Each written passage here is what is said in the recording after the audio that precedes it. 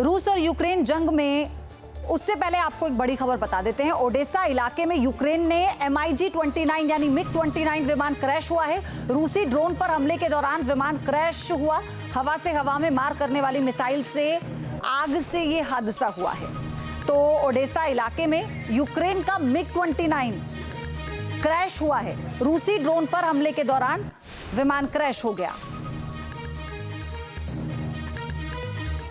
रूस और यूक्रेन जंग में नए हथियारों की एंट्री हो गई है, लेकिन ये जंग अब एक ऐसे मुकाम पर आ चुकी है, रूस बड़े फैसले लेने पर अड़ गया है। यूक्रेन के हमलों के बाद रूस के सैनिक सुरक्षित ठिकानों की तलाश कर रहे हैं, लेकिन रूस का इरादा साफ है, तमाम जोखिम उठाते हुए जंग के अगले चैप्टर की तैयारी, यानी यूक्रेन के साथ नेटो पर निशाना।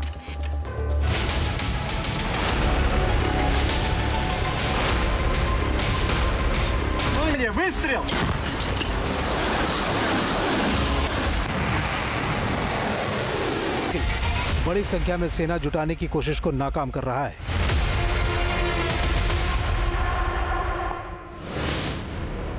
यूक्रेन के हमलों ने रूस के सैनिकों को चौंका दिया है।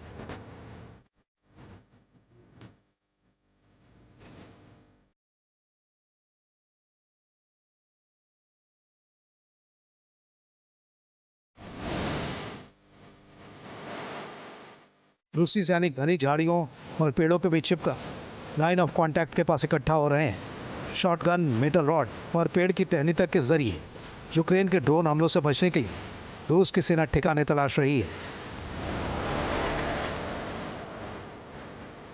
ये वीडियो दक्षिणी यूक्रेन का है, जहां ऊपर से रूस के हवाई लक्ष्यों को मार गिराने के लिए यूक्रेन की एंटी एयरक्राफ्ट मिसाइल ब्रिगेड ने स्पेन और अमेरिका से मिले हॉक्सैम सिस्टम का इस्तेमाल किया है।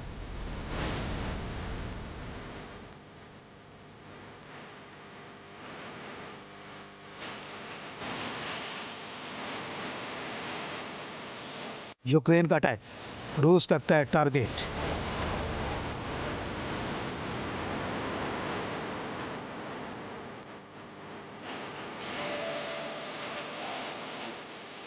रूस ने जंग का गियर चेंज कर दिया है।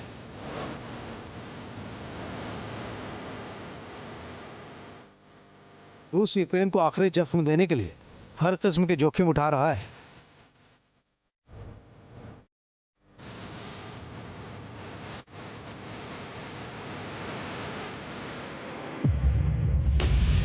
यूक्रेनी सेना की अतिरिक्त टुकड़ियों को रोकने के बाद रूसी सेना ने इवानोव्का को आजाद करा लिया है।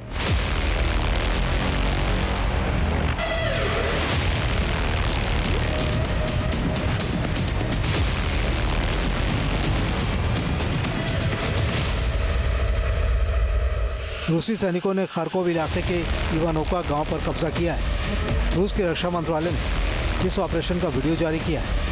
हालांकि यूक्रेनी सेना ने अतिरिक्त सैनिक भेजने की कोशिश की थी, लेकिन वो रूस के सैनिकों की निगाह से बच नहीं सके और हमले की जद में आ गए।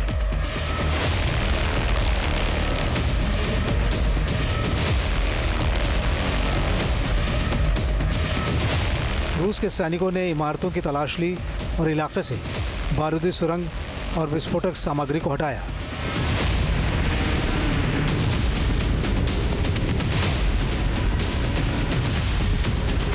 ये तस्वीरें साबित कर रही हैं कि रूस की सेना के पास इस्तेमाल के लिए बेहिसाब बैटल आर्मर, युद्ध के लिए हथियार और बख्तरबंद गाड़ियां मौजूद हैं। रूस दरअसल नाटो के साथ भविष्य में होने वाली संभावित सीधी लड़ाई के लिए बनाए गए अपने कुल हथियारों और साजो सामान में से 70% से ज़्यादा को लंबे वक्त के लिए स्टोर कर रहा है।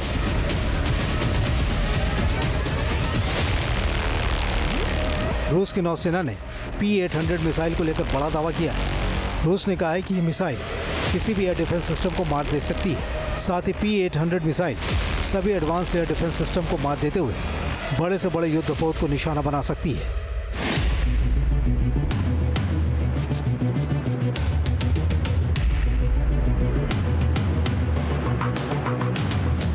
इतना ही नहीं, रूस के कॉर्वेट ने सुदूर पूर्वी सीमा पर अभ्यास के दौरान कैलिबर क्रूज मिसाइल दागकर नाटो और यूक्रेन को मैसेज दे दिया है।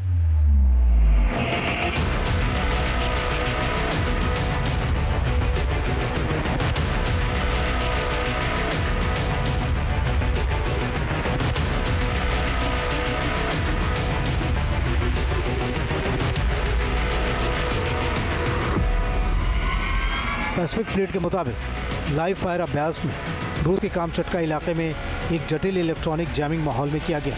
मिसाइल ने लगभग 1300 किलोमीटर की दूरी से अपने लक्ष्य को सफलतापूर्वक भेदा।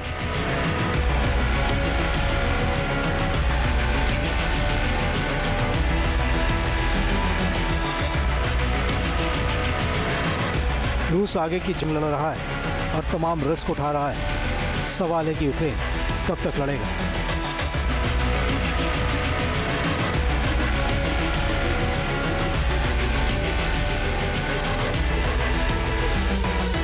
Team news nation.